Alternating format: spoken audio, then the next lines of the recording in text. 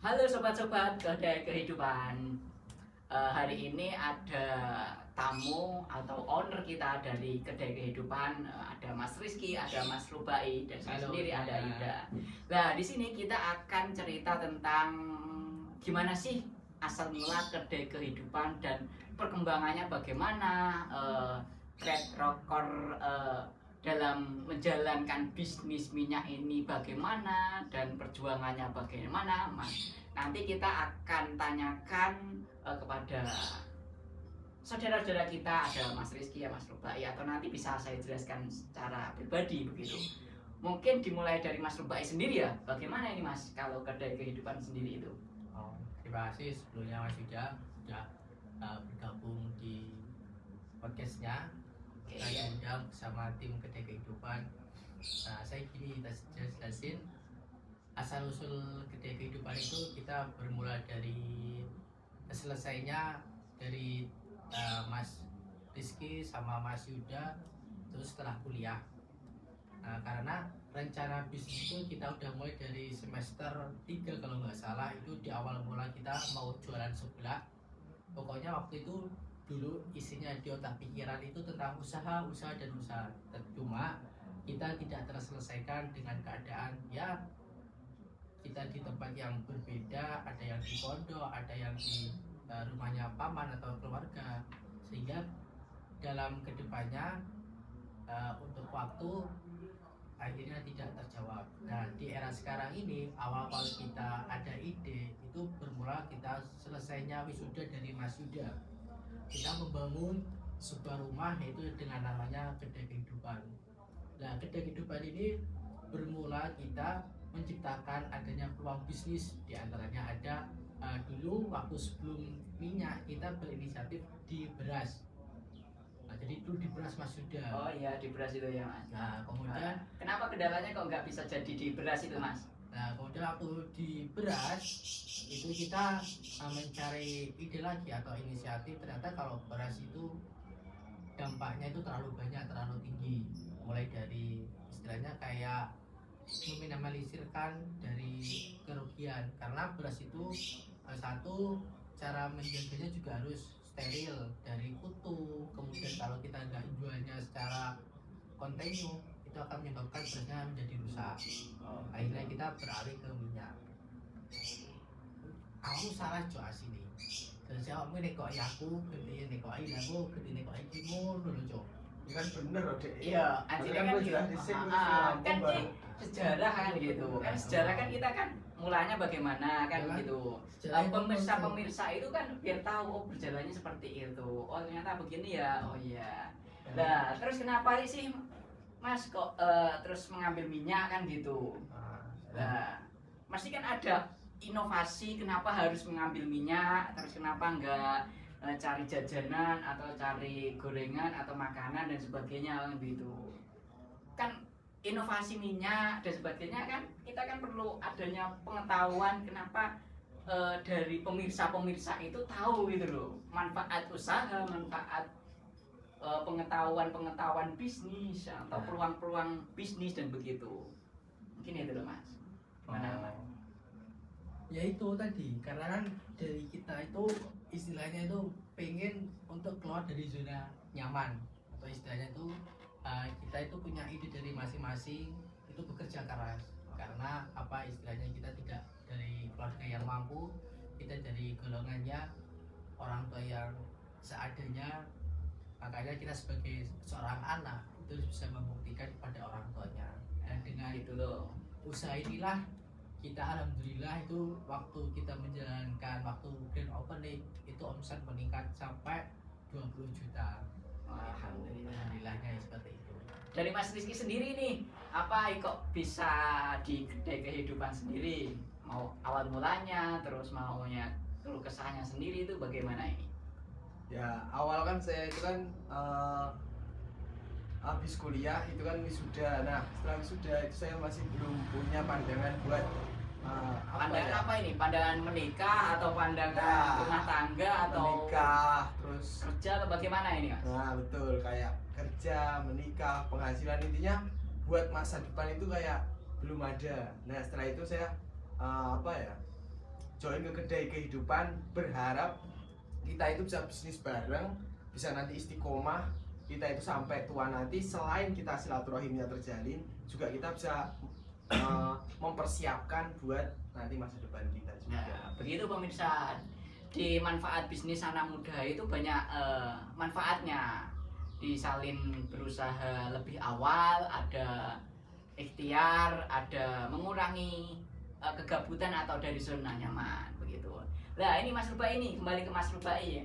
Selama dalam menghadapi bisnis kehidupan ini atau dari kehidupan ini atau bisnis minyak ini, peluang-peluang apa yang Mas Rubai tawarkan atau motivasi-motivasi yang Mas Rubai tawarkan gitu? Dalam konteks minyak goreng ini, yang pertama saya menawarkan kepada orang-orang di pasar, karena waktu awal kita mulai istilahnya itu beban alas lah kalau orang Jawa mengatakan, itu kita harus bernyali lah dengan orang-orang pasar, karena tahu sendiri kalau di pasar itu harganya saling mendobrak kanan kanan atau yang kiri. Makanya dari itu saya menyicipi, kemudian nyari istilahnya itu untuk konsumen yang banyak dengan apa? Dengan kartu nama, kita menyebarkan ke kartu nama bersama teman-teman. Itu tadi Mas. Berarti kondisi pasar itu bagaimana itu Mas? Kok maksudnya kan biasanya kan orang-orang kok kenapa harus melihat pasar dulu gitu, enggak ke lingkungan sekitar, ke perumahan atau bagaimana itu loh? Karena dengan adanya pasar kayak kita tahu nanti ketika mau jual produk, kalau di harga pasar itu kan udah harga umum. Kalau misal kita di harga pasar tidak mengetahui, misal di harga pasar jualnya 14,5, dan kita 15, maka kita nggak akan laku. Nah, kita pantau dulu di harga pasaran. Nah, nanti kalau udah seimbang atau setidaknya kita ada selisih sedikit dari kami kan punya keuntungan atau margin yang lumayan gitu Mas. Untuk Mas Rizky sendiri, kembali Mas Rizky, giat-giat apa atau formasi apa atau Mas Rizky yang tawarkan kepada kalangan-kalangan masyarakat dalam membangun bisnis ini? Ya, jadi kalau untuk minyak goreng itu kita itu betul tadi kata Mas Rubai, kita itu melihat atau monitor pasar. Jadi dari segi harga pasar, nanti kita bisa tahu harga jual kita itu bisa bertarung di harga berapa. Nah setelah itu kita itu bisa mengetahui kebutuhan apa yang paling dekat dengan masyarakat itu. Nah salah satunya itu minyak goreng, karena minyak goreng itu Mas tahu sendiri masyarakat Indonesia itu sangat membutuhkan minyak goreng, bisa untuk menggoreng atau buat tumis atau apa. Nah dari situ kita bisa melihat kebutuhan masyarakat dan kita bisa memenuhinya. Nah itulah kalau jualan seperti ini. Nah ini kalau bicara minyak goreng nih Mas, kenapa harus pakai produk minyak kita ya? Minyak kita nggak minyak Sanko, Bimoli atau minyak Rizky dan sebagainya gitu Mas? Ya kalau kita sih awal ini untuk pemula ya. Untuk pemula ini kan harga minyak kita itu kan cenderung ke bawah. Jadi kita bisa untuk sambil belajar dengan meminimalisir resiko yang akan kita timbulkan. Jadi kita mengambil aman lah intinya. Oh berarti kayak mengambil yang paling murah gitu ya Mas? Nah, bisa jadi seperti itu. Iya. Kalau kamu nanya sendiri nih sama Mas Yuda, itu kamu tempat bisnis gimana? Karena kan kita kan kerjanya tim, ada 3 orang.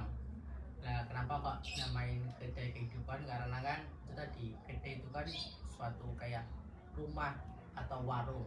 Nah kehidupan itu kan suatu momen dimana kita itu hidup itu tidak hanya hidup semata untuk mencari istilahnya itu dunianya saja, cuma kita juga harus disisip dengan ke rohani. Makanya apa, kita ini lulusan dari tasawuf di UIN Wali Songo Semarang. Kita dulu masuknya tahun 2018 dan keluarnya pun juga berbeda-beda. Makanya selain kita jualan, kita juga meningkatkan ke hati spiritual kita. Mas Yuda sendiri bagaimana pendapat tentang kedai kehidupan ketika usaha bareng sama kita? Nah kalau menurut saya pribadi ini dalam usaha itu perlu namanya ikhtiar, tawakal. Nah itu penting bagi kita berusaha, terutama ketika kita membangun usaha dan yang terutama dalam bisnis atau modal atau usaha yang mau kita jalankan, kita harus perlu namanya peninjau pasar. Apa sih yang kita harus tinjau, kebutuhan apa sih yang kita tinjau dalam pasar. Setelah kita tinjau yang benar apa yang dikatakan Mas Rubai itu, setelah kita amati dulu itu kita itu mau membuka bisnis beras, karena di wilayah saya sendiri itu produksi beras, maksudnya orangnya itu rata-rata petani, jadi kemungkinan beras itu bisa banyak. Lah ternyata lambat laut itu ada kendalanya beras itu kalau nggak lama terjual atau masih di gudang, itu mengakibatkan beberapa itu ada yang bubuen. Nah makanya kita tinjau yang kebutuhan yang paling cepat untuk masyarakat yang bisa kita salurkan secara cepat dan efisien, itu mengambil minyak kita sendiri ini, minyak goreng. Karena apa? Pada hakikatnya orang itu perlu menggoreng, contohnya goreng tempe, goreng mendoan, goreng sembako dan sebagainya nih. Ya makanya dengan adanya minyak goreng ini, semoga usaha kita atau giat-giat kita membantu orang-orang yang agak jauh, dalam orang yang males ke pasar, kita fasilitasi untuk free ongkir area Ngalian begitu, atau area Semarang sendiri. Atau kalau mereka yang membutuhkan minyak goreng bisa datang ke kedai kita dengan harga yang terjangkau, dengan potongan harga. Tapi ketika kita mengantarkan itu biasanya harganya agak lumayan tidak bisa dinego begitu. Mungkin itu Mas. Oh seperti itu. Nah, makanya teman-teman, kalau kalian pengen usaha, bangkitlah, kita keluar dari zona nyaman. Karena apa? Kalau kalian pengen sukses, pengen kaya, itu nggak mustahil kalau kalian nggak pengen kerja keras. Itu nggak ada ceritanya. Karena apa? Itu udah dari zaman dahulu ketika Nabi memerintahkan kepada umatnya, kalau kamu pengen jadi orang kaya atau pengen jadi orang sukses, maka berlomba-lombalah ketika kamu untuk mencari sesuatu. Dan itu dalam pengertian tanda kutipnya itu apa? Kalau Nabi ya, kalau di bidang usaha ya nyari usaha semaksimal mungkin. Kalau di bidang keilmuan agama, kita belajar di pondok pesantren seperti itu. Nah, terima kasih dari teman-teman yang udah hadir di sini, karena kita semuanya adalah keluarga. Nah, podcast ini kami persembahkan untuk kalian semua. Untuk apa? Kedepannya semoga yang pengen jadi orang usaha, kita bareng-bareng berdoa semoga kedepannya jadi orang sukses. Amin amin. Saya kira demikian dari itu. Assalamualaikum warahmatullahi wabarakatuh. Ya, akhir kita dalam podcast kali ini dalam tentang kedai kehidupan, berbagai macam kehidupan. Dari pemateri kita ada Mas Rizky dan Mas Rubai. Saya kira cukup sekian atas penjelasan apa itu kedai kehidupan. Kurang lebihnya nanti bisa komen di kolom komentar atau bisa subscribe dan like untuk menambah semangat kita membangun masa depan yang lebih cerah. Kedai kehidupan. Salam kedai kehidupan.